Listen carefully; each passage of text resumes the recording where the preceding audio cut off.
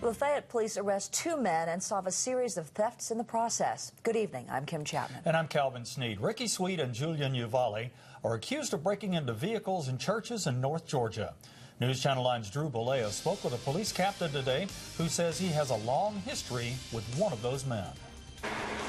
Crime doesn't usually run through the city of Lafayette. But when a habitual criminal was released a month ago, and that's when we started seeing an increase in entering autos and other activity in our area. Yeah, as we came in that morning, I had the camera with me and I put it on the water fountain, and then we turned to go into the sanctuary to pray.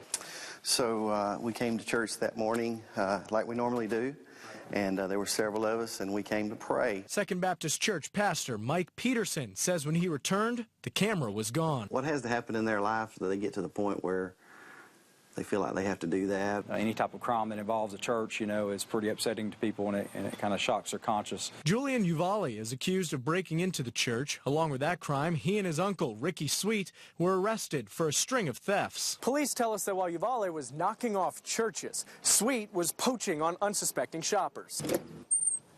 An open door, an open opportunity for a small-time thief. This isn't the Lafayette Police captain's first run-in with Sweet.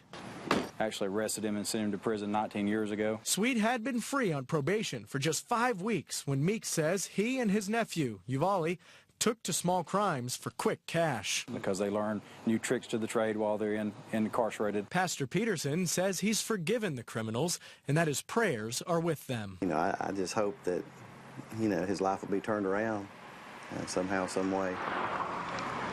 That story from Bollea. Now, Meeks tells us that Uvalle is also accused of breaking into another church and stealing from the offering plate on the altar. It's a crime Meeks has never seen in more than 20 years on the force. Detectives are working on a home burglary and arson as well. They are calling Ricky.Sweet a person of interest in that case.